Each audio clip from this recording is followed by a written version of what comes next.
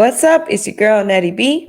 Hey, and it's Rima L, and this is the Sugar and Spouse podcast, where we'll be talking all the tips and tricks, aka the sugar, to make wedding planning a bit easier. And let us not forget about the spouse, where we will be giving you those tips and tricks on how to keep the spark alive before and after the I do's.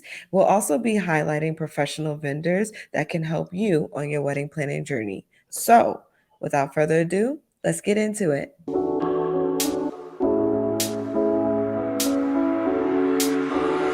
When I feel what I feel, sometimes it's hard to tell you so. Hey girl, what's up? Hey, nothing much. Another day. Another dollar. That's it. That's going to be a new tag, right? No. I don't want to be put in a box. That's 2 episodes in a row. I know, it's 2 episodes in a row. However, I might feel a different way in 3 episodes. Okay. Change it up a little bit, right? Or maybe not. We'll see. We got to go with the flow.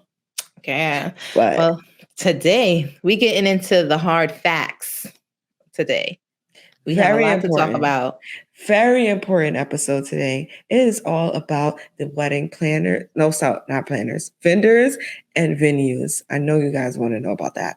That's right, because that's the next step, right?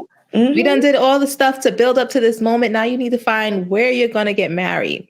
Exactly. And so, speaking of which, Ree, tell me about how you picked your vendors and your venue. What did you like about it? What you didn't like? Just let me know. How did that go? All right. So let's start with the venue.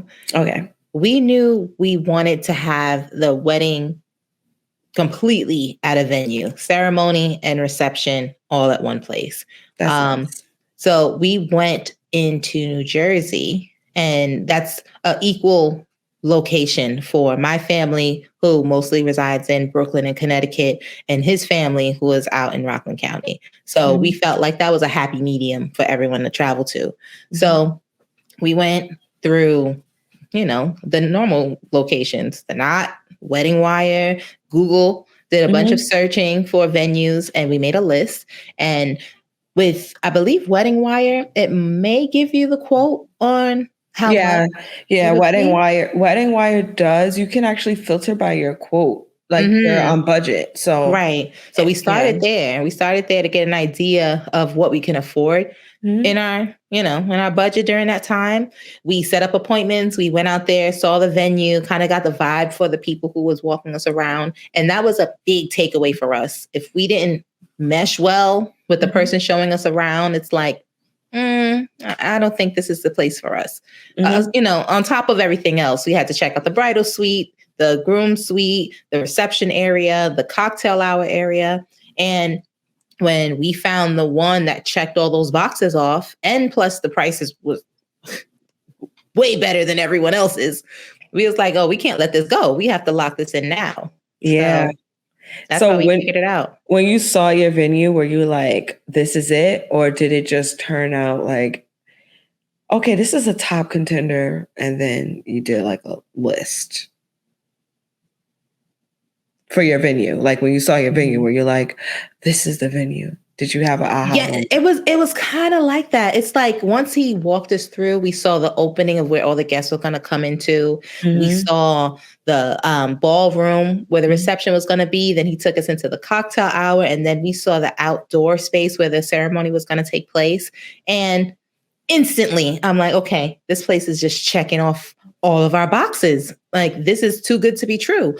Then after we seen the full area, the full venue, we sat down and spoke numbers. And of course, we had a little conversation. And when they agreed to work with us, it was like, this place is beautiful and it's within our budget. Nice. Definitely, hands down, the move to make. Yeah. What about you? So I didn't get to see my venue before I chose my venue. So as you guys all know, I did my wedding destination into Cabo. And since like when we were planning it, sometimes it was a little bit hard. Like we're coming out of the COVID time and there were like surges and stuff like that. So it was really difficult to plan a time to go down. And also it's really like expensive to just go back and forth to Cabo, Mm-hmm. especially me being on the East Coast and Cabo on the other side. Mm-hmm. So I relied heavily on my wedding planner. And honestly, I don't think I would have found that venue if it wasn't for my wedding planner. Mm-hmm. Because I did like a crazy Google search. I had ideas of venues that I saw online that I was like, okay, I definitely want to do. Like one venue I really, really wanted was the Hard Rock Mm-hmm. Cafe. However, I don't know, this venue that we ended up getting actually panned out a little bit better for us, It was especially nice. It was beautiful.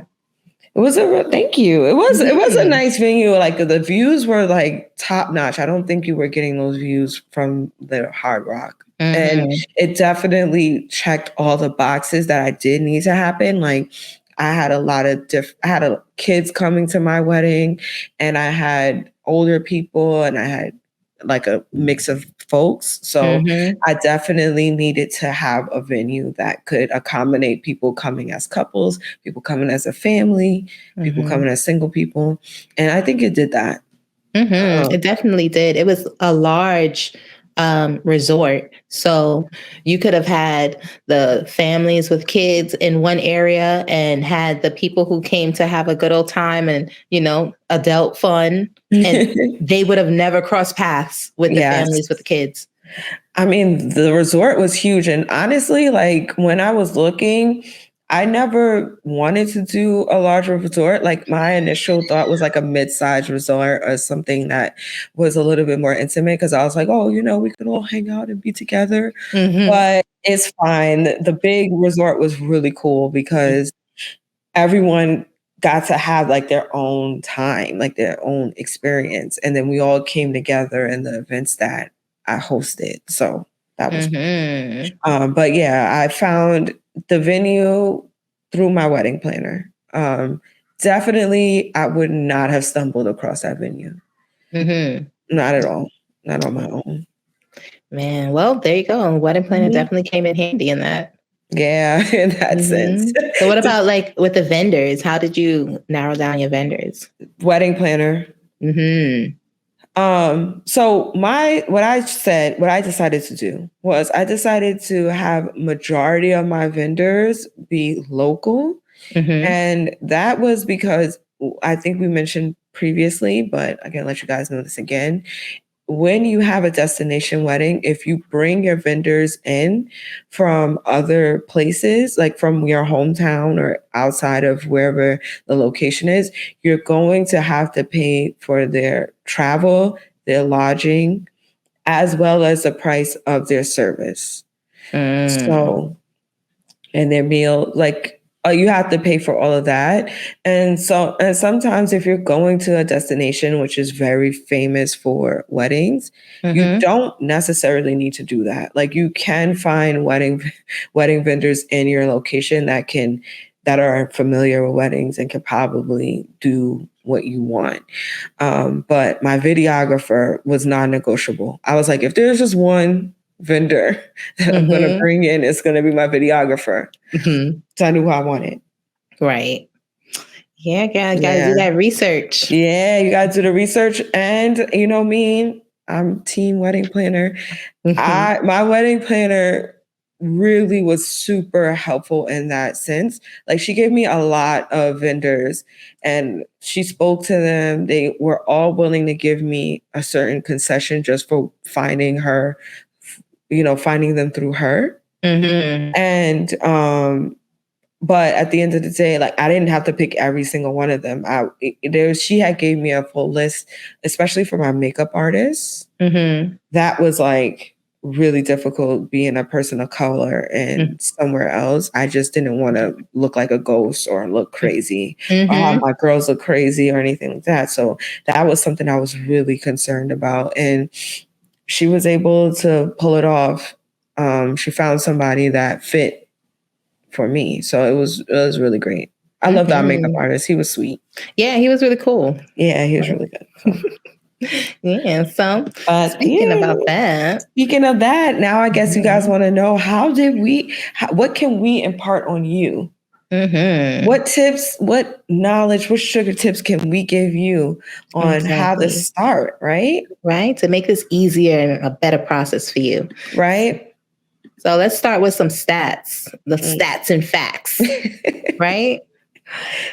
So easily, hands down, we all know if you're going to do it up, you're going to do the wedding venue, you're going to have a destination and have it at a resort, it comes at a high price, right? So easily, that will be one of the more expensive things in this wedding planning process. Yes. The wedding venue alone can cost anywhere from $10,000 and up. Yep. As a matter of fact, the average cost of a wedding venue was $10,700 in the US of A. And as someone who did a destination wedding, they have packages where the wedding costs like maybe 2,000 less, 3,000, 6,000. However, it's usually like just bare bones. Like it's usually whatever the resort has to offer you. And it's usually for like up to 20 people. Then you have to include maybe like a $50 charge per extra person. It's usually from $50 to $100 more per extra person. But I know still, if you don't do like those packages with the resorts, you can expect to pay about $10,000, like the base, even destination. Right. That's true. A lot of the resorts, they do have those packages, and it wouldn't be to the personalized view that you may want your wedding to be. So you can always add those things on, but just remember that package that they gave you won't be at that price any longer. That is going to increase. And that was one thing that, in my opinion, differs from local wedding venues. When you have a destination wedding and they offer you those packages, that's coming with pretty much everything, unless you don't like something. Like if you looked at that photographer's work, you don't like the photos, how they take them, or the videographer's work, you don't want that type of view for your wedding venue video, then you would change those things up. But it's offered to you in that amount of money versus the local wedding.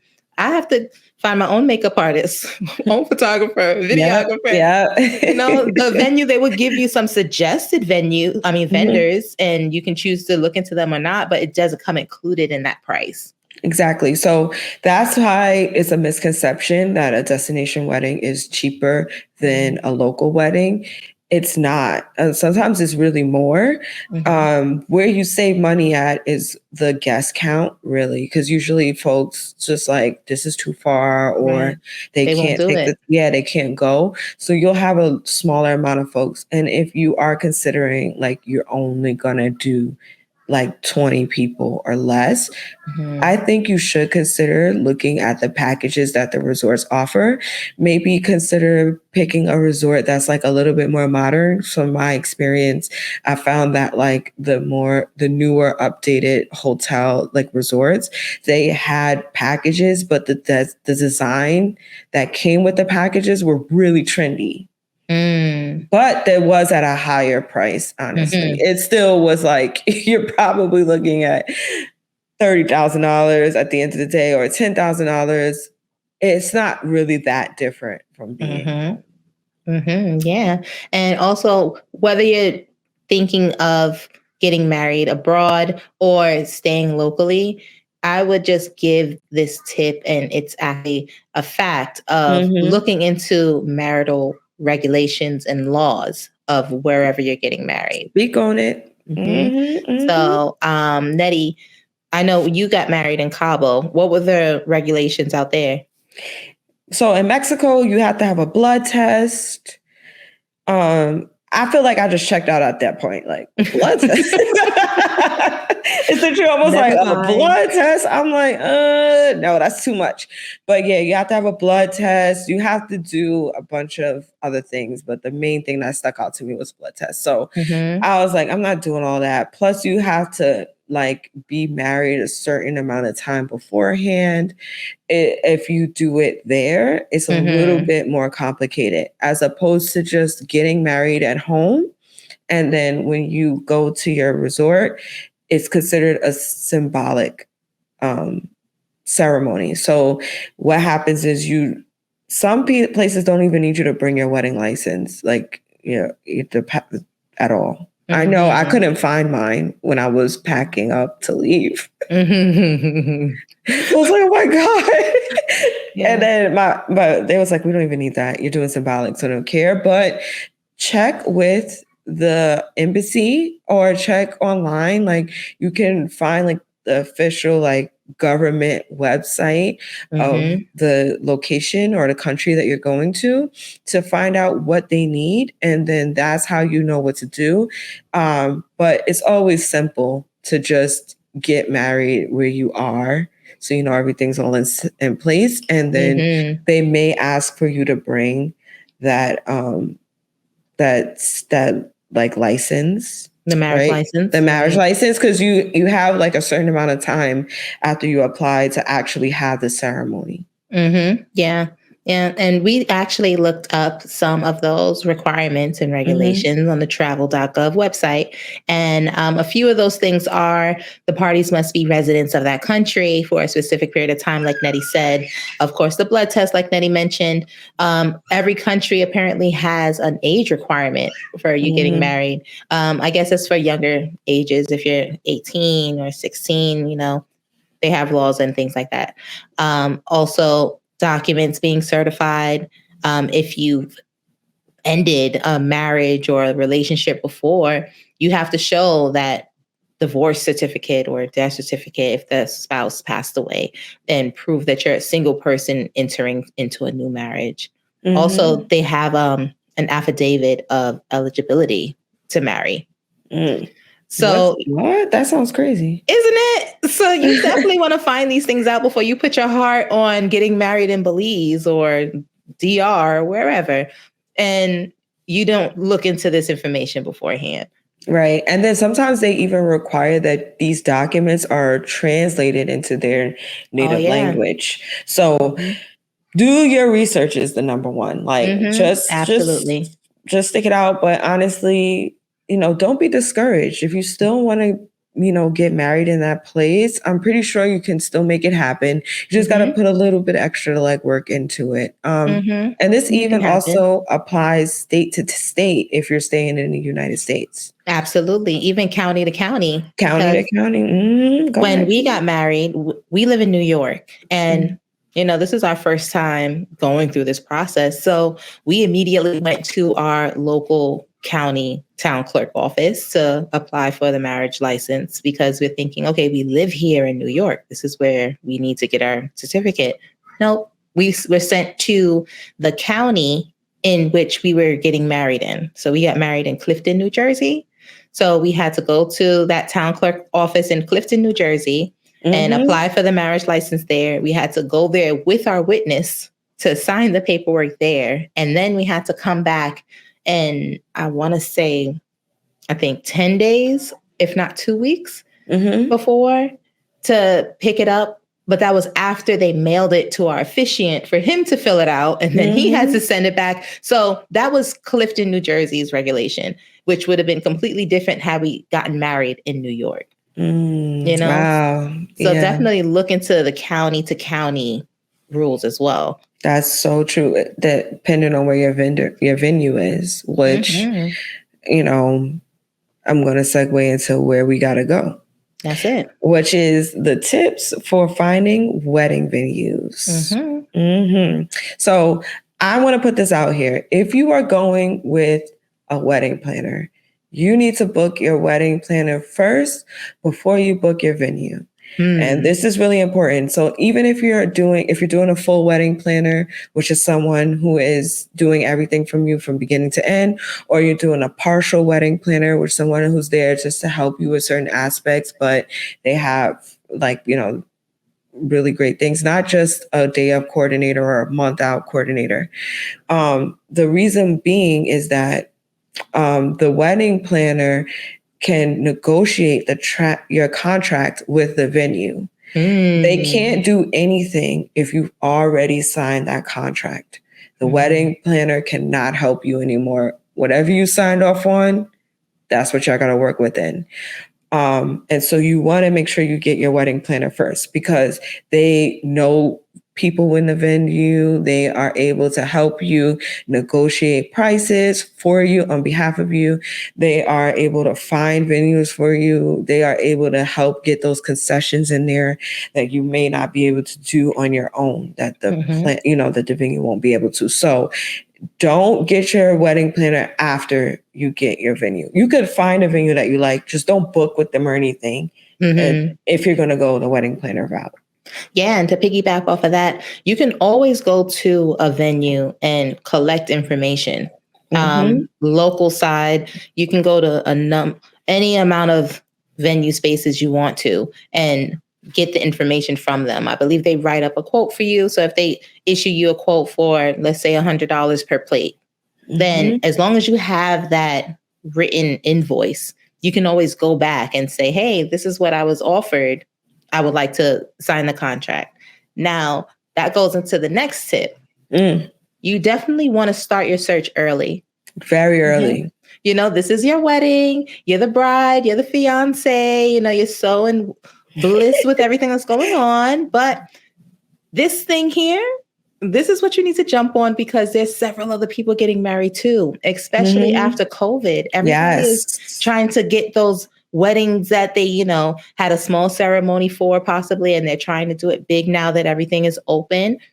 Or you could be like somebody like me who just had to keep postponing. Right. Yeah. Things book up quickly. So that special date that you plan to get married on, and you go to the venue of your dreams and you thought it would be available, and they tell you, I'm sorry, that day is booked.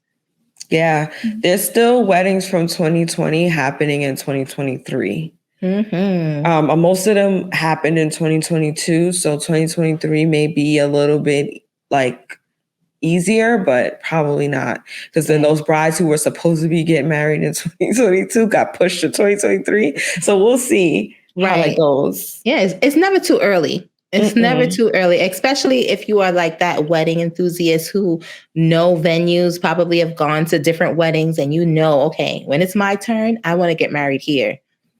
Once you guys are comfortable to start looking at venues, you want to lock that in and make sure that that's going to be available for you. Yeah, just start a casual search if you can, but start looking earlier just to get an idea. And like Ree said, if it's some place that you really like, you want to get in on there as quick as possible. And here's something that I feel like I'm saying a lot, but determine your budget. You love a budget. I do, man. I love a budget. I'm like, listen, money talks. I hear that. All right. But before you start looking at, you can look at venues, but honestly, you should try to think about your budget first. This way you can just narrow your search down and don't get your hopes, and don't put yourself in a situation where you are setting yourself up to go over budget, right? So if you are like, my budget is X amount of dollars, you want to keep your Google search to that like amount of money, like, because it's tough. Trust me, weddings are very emotional, and wedding stuff is so beautiful. Hence why we have this podcast, because weddings are beautiful. It is. It is. And you will be like, oh, it's okay. I could sell this kidney. I could just eat ramen noodles for the rest of my life to get this venue. I have to fit into my dress anyway. I gotta fit in my dress anyway. Like, that's right.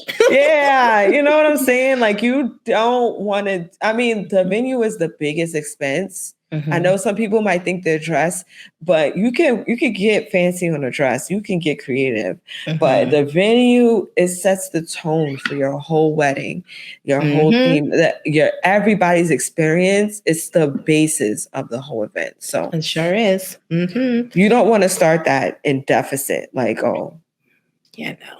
Now, if you can make the sacrifices and make it work where you guys aren't pinching pennies and struggling afterward, do you get it how you like it? Okay. Yeah. But another thing too that you need to consider is your guest count. Oh, because they count per plate, and that's how your fee or the price of your venue is developed. They go by that per person price. And going through a venue here in the States, the only discount you may get on that, unless you negotiate with them before you sign that contract, are for kids and vendors. And oh yeah, if you didn't think so, you had to pay for the vendors. I believe they charge you half, but they still have to eat too. They're working 10-hour days. Yeah, what you going to starve them? What are you? What's wrong with you? Imagine, like, oh they my don't need goodness, to eat. Get out of here. They got to eat too. So you have to pay half price for the vendors. Hopefully, if your venue is nice, they'll discount the kids with you don't have to pay for a certain age, and then another age you pay half or whatever the price is. But for all of us adults who's going to thoroughly enjoy cocktail hour and the reception and the open bar, yeah, they add up. They do. I will say this. As a destination wedding, the price per head is way lower. Way lower. So yeah. Like, what was your price per head for your venue? My price per head was like $50, I think, for an adult. Do you see? I think we were like at 100 a person. Yeah. But listen, hear me out. Usually we have multiple events for the weekend. Right. So it's not just $50. We had an all white bonfire party. That cost. And that cost. So you got to add those together. Right. So and then the bonfire was like maybe $25 a person. So and then once the person I'm lying. It was like $100 a person. Wait, for the ceremony? For the wedding day. So it was like the same as mine. It was like that's crazy. It was like, and then it was like once you get to a certain. So here we go. So the packages will cover like 20 people.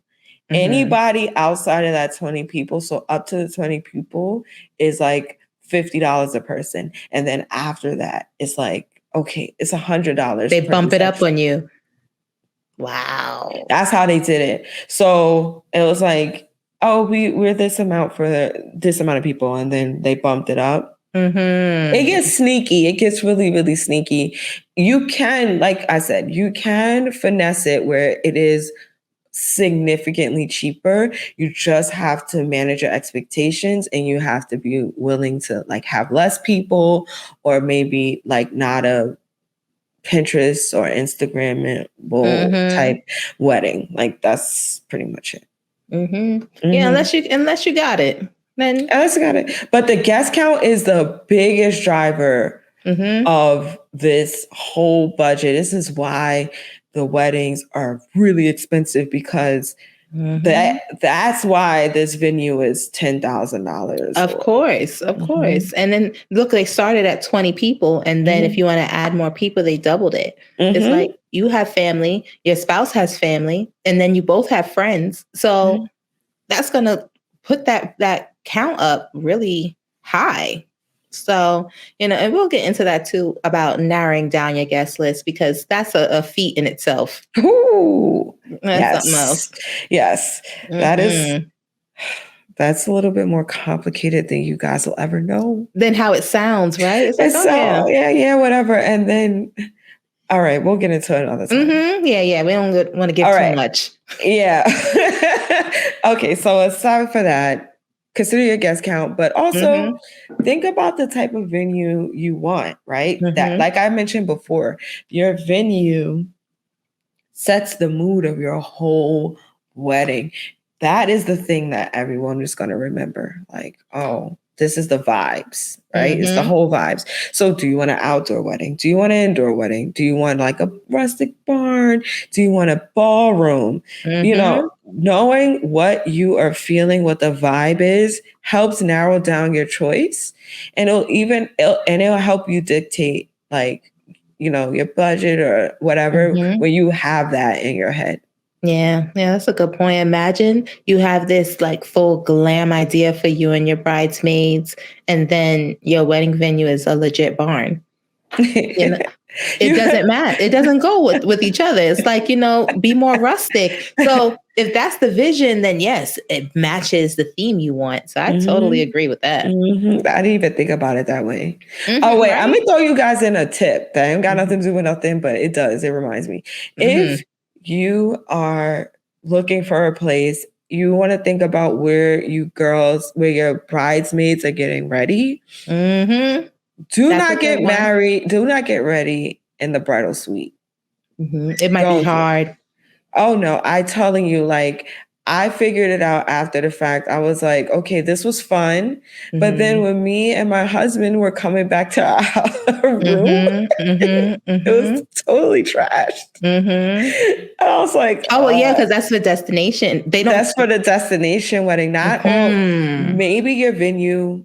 I can't speak for all destination venues, but I know that usually they'll be like, oh, just get ready in your room. And if you are the bride, you're probably going to have the biggest room. And if you have a big bridal party, that makes sense, like, to do that. Yeah.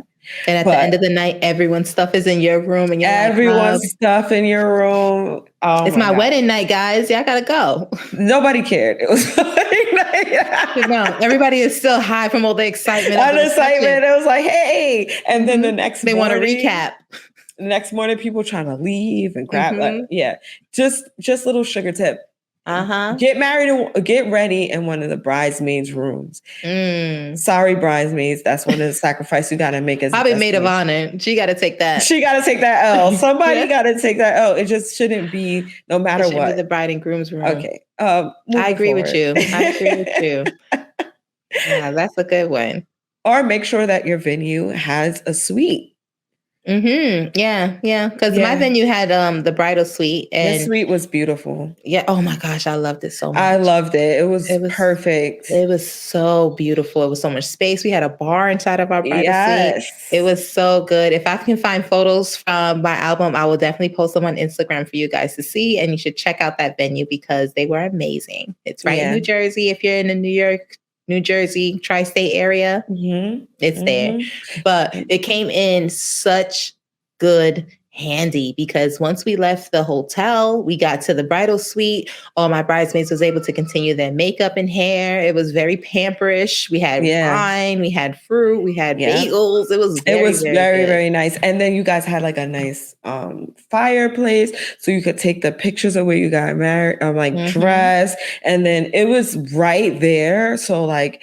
Just open the doors and just walk down the aisle. Yeah, one-stop shop. Because once we got ready, we literally walked right into the ceremony. Perfect. It was it was like, duh, this is where the bridal suite should be. This is fire. It was a great suite. It was so spacious. They had enough restrooms, mirrors everywhere, you didn't have to bunch of leave. plugs. You didn't have to leave. You had vendors could have came. Like, it was beautiful. Hair, makeup, all of it. Perfect. Yeah. One-stop shop. Yes. Think about that when you're looking for your venue. If you want to do a glam, and even if you don't want to get a glam spot, just for everybody to get ready together is perfect. It helps you with timing too, which is another thing to keep in mind. Side tip. Yeah. With that being said, you definitely want to read the reviews on your venue. You want to do your research and definitely go and see the venue for yourself. Yes. And if you're like me and you couldn't, like I said, I'm team wedding planner. Make your wedding planner go and FaceTime you. Yeah. They'll probably be in the venue anyway because that's just what they do. That's what they do. So I did get a lot of views of like what to expect, but still visit when you can. Schedule, do your research, go on Reddit. I know you guys You guys know I love a Reddit, but seriously, Mm-hmm. right? It might be hard. I had a hard time finding information on Reddit specifically about my venue. But there's other things like TripAdvisor. There's TripAdvisor. There's Yelp. Is Yelp count? Yelp, Google reviews. Anywhere that there's a review. Oh, find their socials. Find their social media account. And like Wedding Wire is a good website because the brides on there are very active. You can reach out to one of them and they'll respond. And also, if you go on someone's social media and DM someone, they will respond. I've had people DM me about my wedding after like a vendor has posted me or something like that, or they found me, they reached out to me with all these questions. Ooh, okay. So, it's popular. Oh, I'm so popular. Oh, get it. Okay.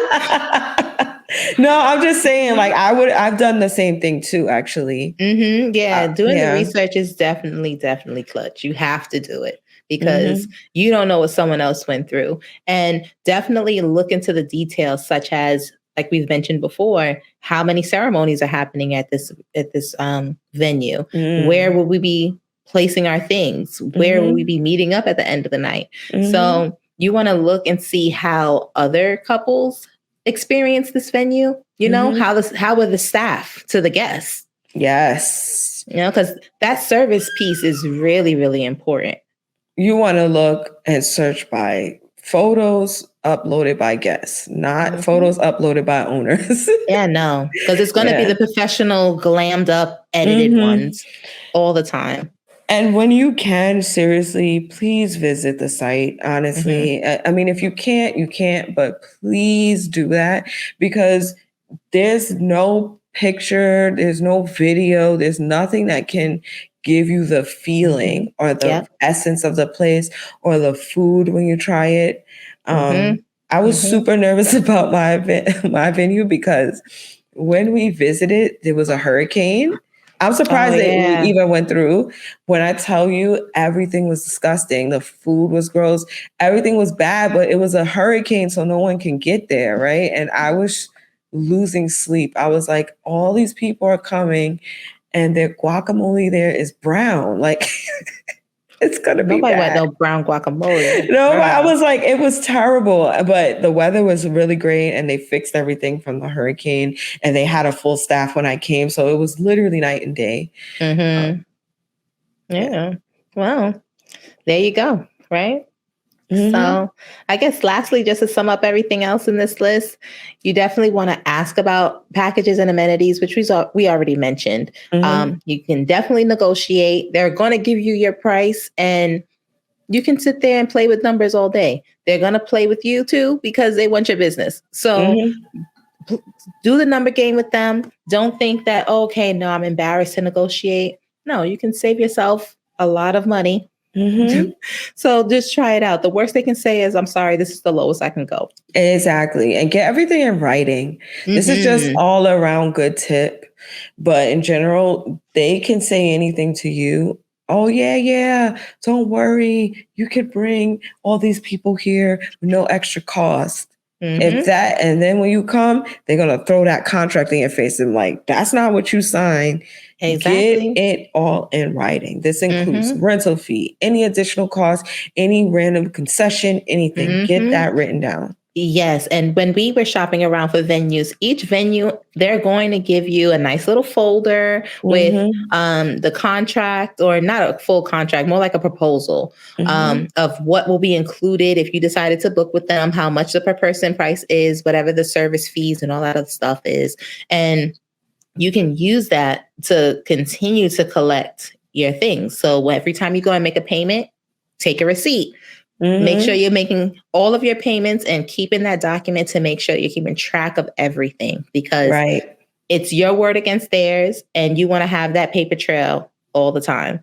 Also, like even in design details, right? Like say I want my arch facing west. Or you guys said we could have our ceremony on the sand. And then like you have to get all that type of stuff. You guys said you were going to comp that dessert train that was going to go through my reception. Yep. Write it down. Yep. So you always can go back to it later. So, okay, finally, trust your instincts. If something seems off, if a vendor texts you too many emojis, like is using emojis, I think that's something that you should probably see as a red flag. Yes. It's, I'm just saying, like, be professional a little bit. Like, come on. Like, where's the professionalism? Yeah, if they're doing emojis, they're probably going to play you. Just kidding. Just kidding. Let's hope not. That's all that was. Okay, so now that we know, we went through all of that about venues, let's go into the vendors. Yeah. So this goes without saying, because I guess I'll say it before Annette does. Go ahead, it's your turn. Determine your budget. So obviously, you don't want to break the bank on vendors either, because these things will add up. There are multiple vendors that you will be using, especially if you're trying to do the full gamut. It's like you have your photographer, your videographer. A lot of local venues work with bakeries and will include your cake, but there's other venues who do not include your cake. And if that's the case, now you need a bakery to make your cake. So all of these things add up and should be factored into your budget. So definitely mark down your minimum and maximum prices for these things. Also, make sure that you do your research again, right? So research, this is important. You don't want to say, I want to spend $200 on photography, but I want my photos to look like Vogue. Yeah. Like, you know what I'm saying? You can't, that doesn't go together, right? So you definitely look into the average cost of photographers. What I did was I looked at photographers that I really liked in my research, like, oh, this looks really beautiful or whatever. And then I asked everybody for quotes. And then I saw, okay, this is like the average price point that I'm getting back. And then I also Googled, okay, what's the price point or whatever. But that's how you can see, that's where I learned where my tastes are. Right. So I was like, okay, my tastes are here. Looks like I like at least a mid to almost high tier type of photographer. So what am I going to do to account for that? Like, how am I going to make that happen? Or am I willing to just go for a lower type of photographer then? So you have to do that type of research. Absolutely. Yeah, definitely. And you also can ask for referrals. Especially if you have friends who were married before, family who were married before, or even have friends and family who know vendors, ask for those referrals because they can vouch for their work for you. You also ask the vendor that you're most into to send you referrals. Like, are there clients that I can reach out to that you've had already? They will be able to send you them. Okay. I did that the first time around. I didn't do that the second time. You reached out to clients?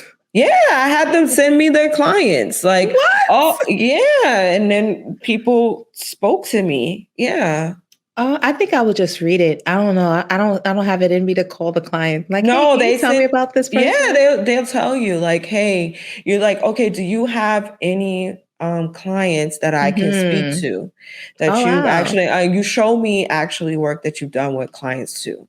And they should, if they're worth anything, if they're worth their salt as a vendor, they will have people that they feel comfortable enough saying, yeah, you could reach out to them. And I would also say too, don't solely go off of their social media, because obviously it's social media and it's business driven for a reason. Those are going to be the best photos, the best edits, the most pictures that they're getting the most views and comments on.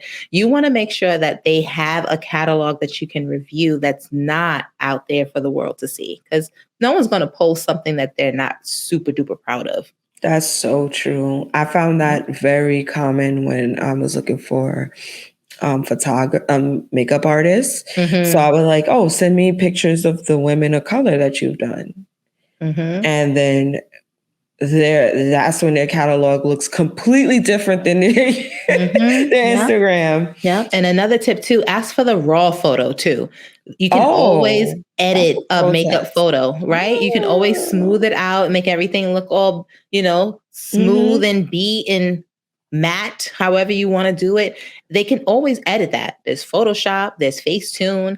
And then if they're sending you all these edited photos, you're not really getting the true essence of what their work is. That's a So good point. That's a good with point. makeup artists, I would definitely ask for like a raw photo. Take a Wow. picture on your phone and show me. I don't want to see anything that was edited by a photographer. Mm-hmm. So You I should think that goes also into your research, right? I already said the research. Yeah. But like also schedule interviews if you can. Not if you can. Definitely schedule interviews. And these are where you can like include your spouse. If your spouse is not already like, hey, I want to do this with you, and if they want to just come and be in the check-in, this is where you have your spouse come with you for the interviews. Absolutely. Oh yeah, and the consultations. Mm-hmm. Yeah, you definitely do, because you might be, again, tunnel vision in one specific way that you want something to look, and your spouse can be there to see the outskirts of what can be, a problem later on, or things that you probably don't think to ask in that moment. Yeah, or you can have somebody and you schedule with them, and when you guys get on the interview together, you just don't mesh at all. You're like, what is up with this person? Or are they like not saying so? Narrow it down to the people that you really like, and then you don't have to interview every single person. Just only interview the people that meet your main criteria. Definitely, because everyone do not connect and mesh with everyone else. So if they're a very strict, okay, we said we're taking the bridal party pictures at 10 o'clock, then we're doing this at 10:30, 10:45, and you're more of that lax couple that's like, oh, hey, no, we'll get to it when we get to it. That's probably not the vendor you want to book, because they would drive you crazy.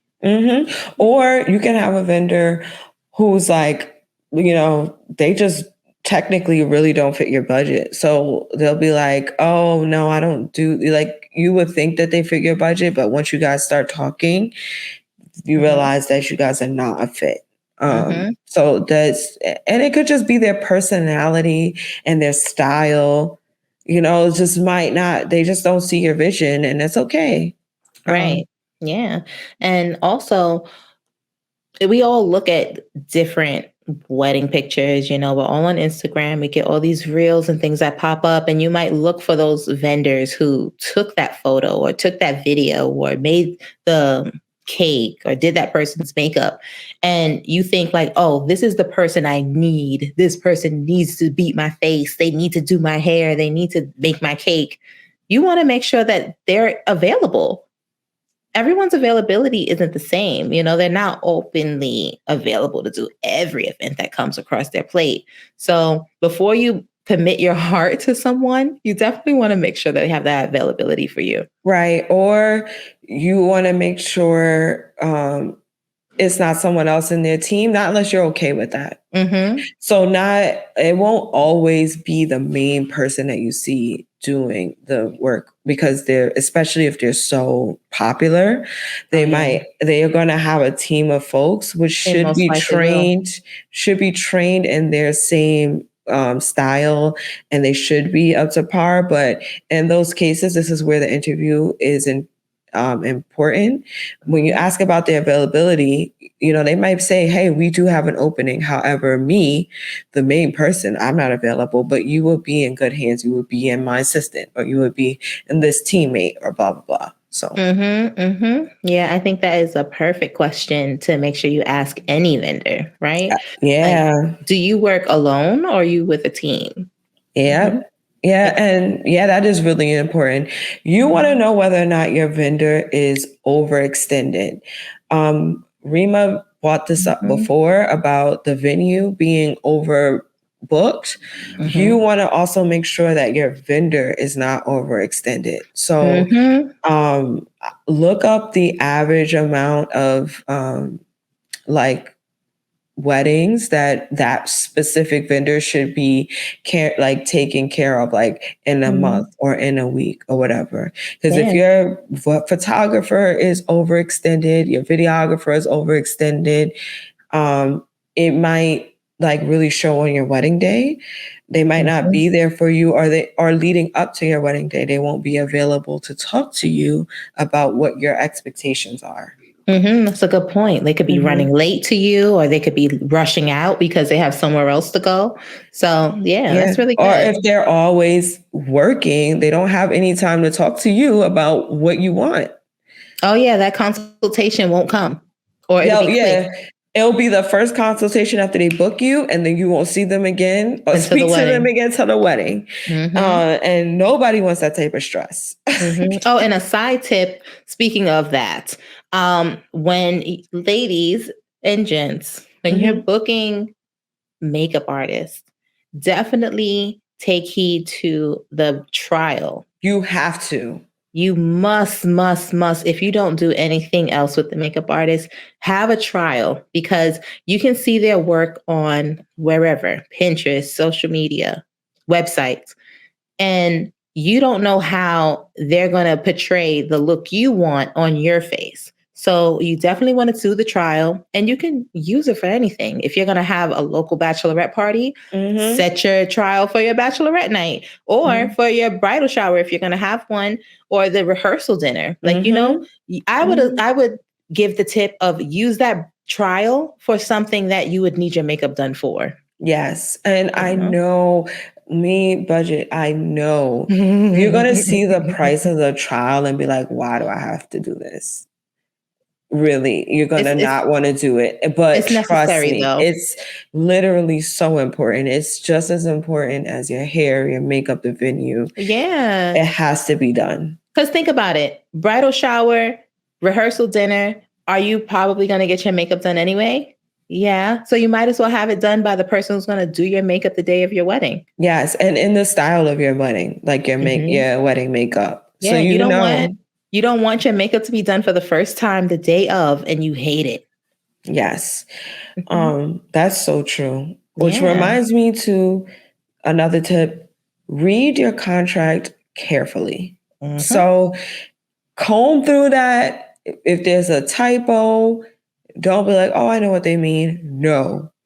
Never assume. And if it's not written down, it didn't happen. If it is written down, it's happening. Yeah, even if they jokingly say like, oh, I like you. You know what? I'm going to give you 30% off all your bridesmaids. Yeah, okay. Write that in my contract, please. Like, just don't take their word for it. Yeah, I had an experience with my wedding planner like this.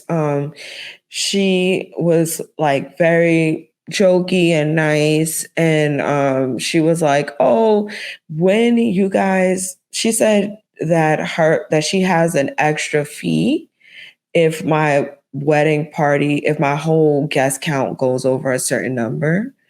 And I was like, well, how much is that fee? And she was like, oh, it doesn't matter. But it does. Yeah. And like, I don't know, I really let her rock. Like, yeah, because she was so nice. She was so nice and jokey, and she used way too many emojis, so many red flags. And I was just like, oh, okay. Yeah, and then I wasn't thinking that my party was going to get too big anyway. And out of nowhere, like she tacked on like a $600 fee. Yeah. And it was like, well, that's what I said, so. And I was like, well, at least it was 600. And she could have violated, like she could have went crazy on me, and I would have, and I signed it.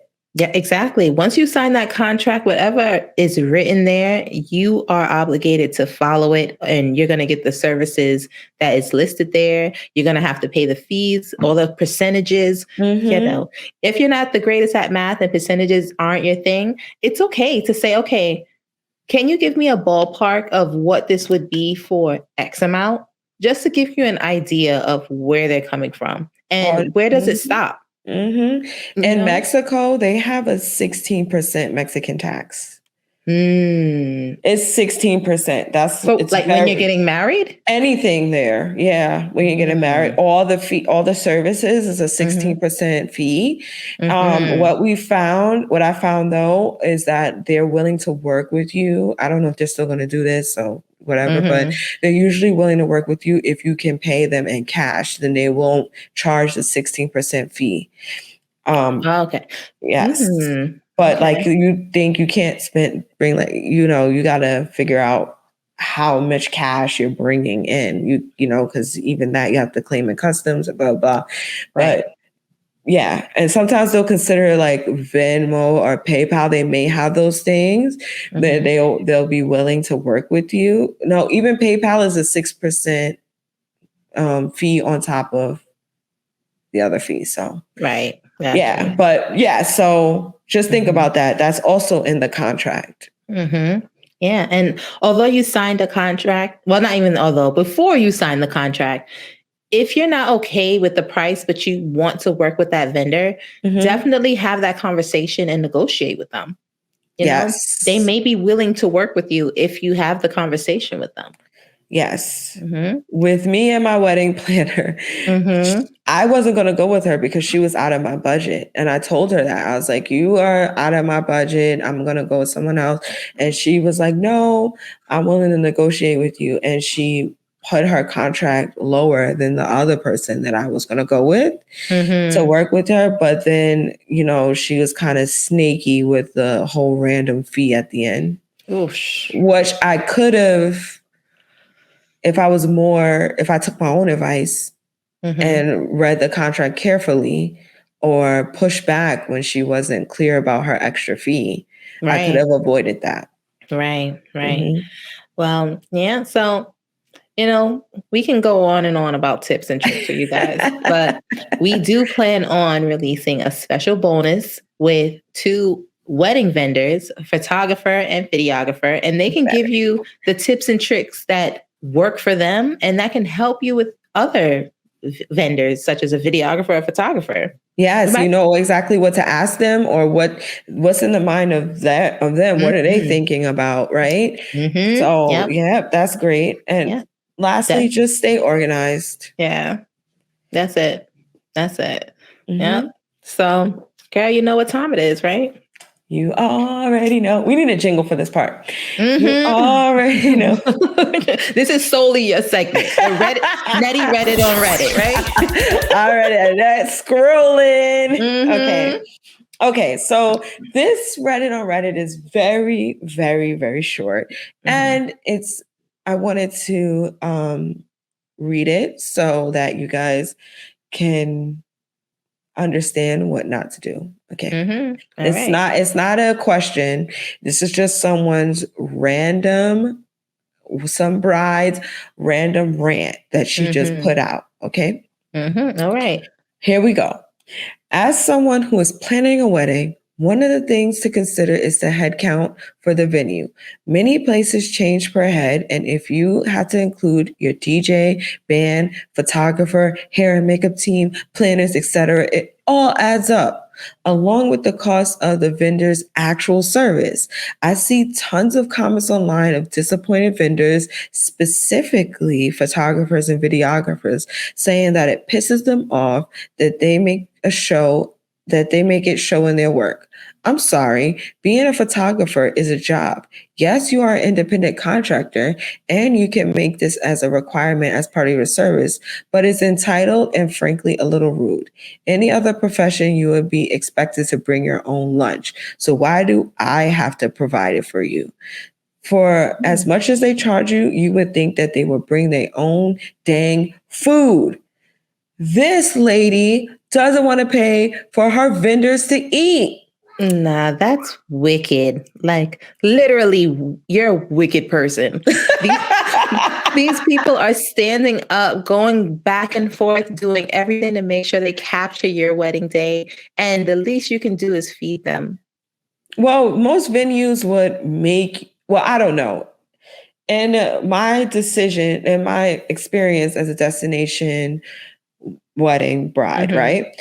The venue already accounts for vendors. They charge you for vendors. It's the same amount that they charge for kids, maybe a little bit more, but they'll charge you like vendor meals, and they make separate vendor meals for the vendors, but they charge you for them. Absolutely. Yeah. My husband, he does weddings all the time. And I'm pretty sure he makes sure he gets his meal. Like they come to him, either the maitre d', and they'll let him know, like, okay, we're serving the meal right now. We're going to sit you guys over here so that way you can have your meal. I think that's just proper etiquette. It's like they're working a full day sometimes. She said, bring your own lunch. So what is he supposed to do? Stop working for you and eat their lunch? But wait, where's the lunch going? Who's keeping the lunch? You think the venue is going to take this outside food and store it for them and heat it up later? Yeah. Do they have an hour break to eat at your event? Is this okay? Sugar and spouse viewers, listeners, don't be like this bridezilla. Okay? She's terrible. No. Feed the people working at your venue, at your event. DJs, if you get a Congo people, whoever, you get hula hoopers, whoever, feed them. Oh, you may not need to feed them. The entertainers that are only there for like an hour. Okay, fine. Like less than that. But everybody else, feed them. Absolutely. And I totally agree with you. This should have been A-hole or not Reddit, because I was given the A-hole award.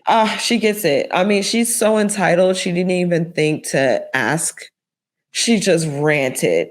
And probably thought she was so right, but yet wrong and strong. She thought she was so right. And she said, dang, bring their own dang food. Well, yeah. Well, we know better. Right? And you guys all know better now. And now you know better, right? Now you know better. Okay, so it's time for the game. The game of the day. Our fave, which is? And today we're doing sugar or stevia tipping edition. So, nowadays they have a percentage tip for everything you do. It seems like you go out to eat, tip. This tip, gratuity this, gratuity that. So we figured it would be fun to play a little game to educate you guys on what's appropriate for tipping and what is just a myth. Oh, I love that. All right. So let's see. So the first one, it is customary to tip all wedding vendors. Sugar or stevia? I'm going to call all vendors. All vendors, all wedding vendors. Okay, I'm gonna say sugar. That is pure stevia. What? Yeah, while it's common to tip certain vendors, such as like your hair stylists, your makeup artists, servers, bartenders, people like that, it is not expected to tip all of the vendors. It's optional. You can tip if you feel up to it, especially if they did above and beyond what your expectation of them was. Then by all means, you can give them a tip. But it's not mandatory that you give everyone a tip. Yeah, that's a little bit ridiculous. Okay, I can see that. And I mean, especially since here in the US, there is a tipping culture because wages are not livable and they need to work on that. But yeah, that's good to know that in this sense that, you have the option to tip certain vendors, but not every single vendor. Okay. Sugar or stevia, Rima? Okay. Speaking of tips, the amount of tip should be based on the percentage of the total cost of your service, of your wedding. On the total cost of your wedding. I would think that's sugar. I would say they say that's sugar. No, that's stevia. So the amount that you're tipping is based on the quality of service, not the amount of the service, like not how much it costs, it's the Mhm. quality. However, there are still rules of thumb, right? So Mhm. just like if you go out anywhere else, if you are going to tip certain people, you might want to tip like 10% to 50 to 20%, something of the service itself. But Mhm. that's not, it doesn't have to be that. Well, speaking of that, I have a cringy story. Okay. Okay. Story time. So Ooh. when we got married, we allotted a certain amount of money that we were going to tip each vendor because we thought it was customary. We obviously didn't know that was a myth. We thought we had to tip everyone. So we set aside what we were going to give our day of coordinator to give to everyone at the end of the evening. Our day of coordinator came back to us as we're getting dressed in the bridal suite to go back to the hotel. And she hands us back the envelope from the maitre d'. And she's like, yeah, he said he didn't want it. So at first I was Excuse thinking, me? exactly. So I was thinking, like, being optimistic, like, oh, wow, he probably thought, like, oh, there's no need to tip me. I'm just doing my job, especially since the gratuity service charge and another charge was added into our venue fee. But when she continued, I was floored. She said apparently he opened the envelope, saw how much it was, and it wasn't like a cheap tip, like it was a couple of hundred in there. And she said he told her, this is what they're giving me. Oh, I don't need this. And Oh, tossed it back to her. oh, Girl.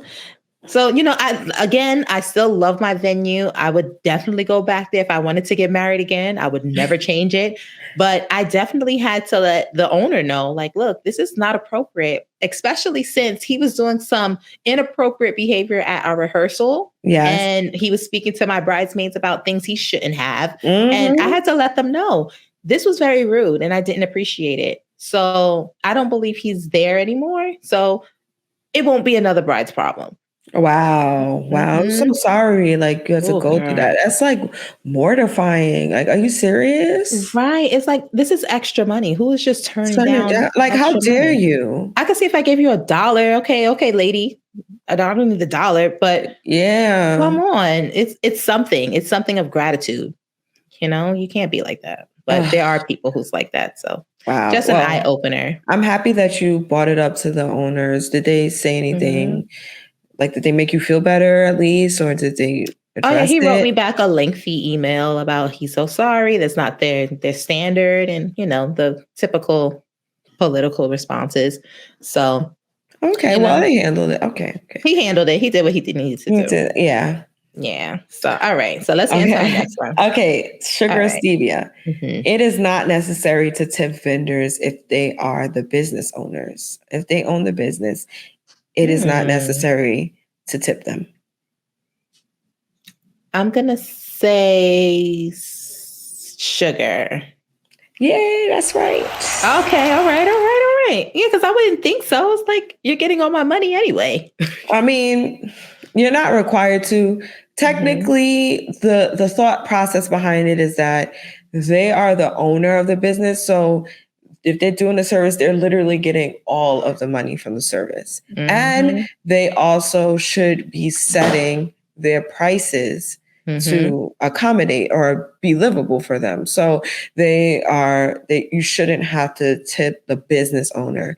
Now you may, if they are working for someone, like if you don't get the main photographer, you get like their assistant or the other person working with them, they might Mhm. expect a tip because you know the whole service, the whole cost of the service shouldn't be going to them, not unless you're very important, not unless your contract says this, like says, hey, okay, this fee covers the cost of it, this and this and that. So Mhm. Okay. Good point.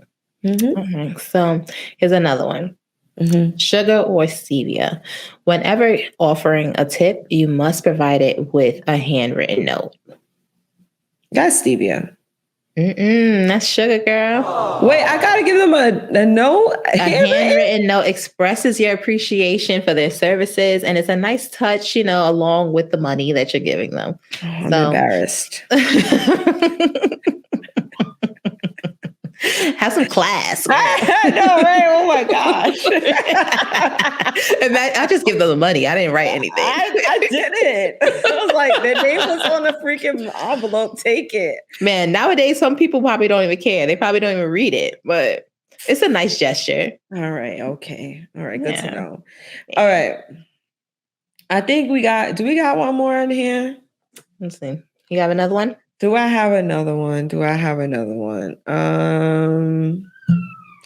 Okay, I got you. Mm-hmm. It's best to tip vendors at the end of the wedding day. Sugar. Yes, I agree. Mm-hmm. Okay, yeah.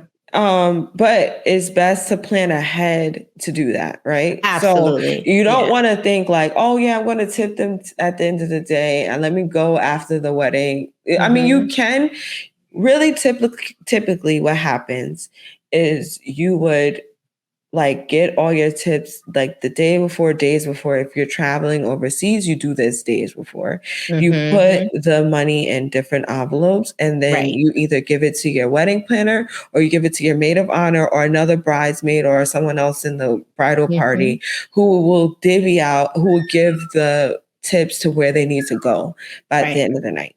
Right. If you don't do that, then after your honeymoon, just send out your tips.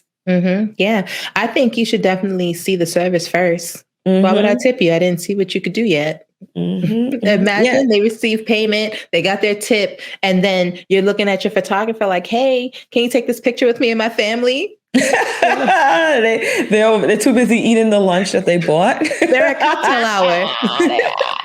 Cocktail hour with their plated lunch.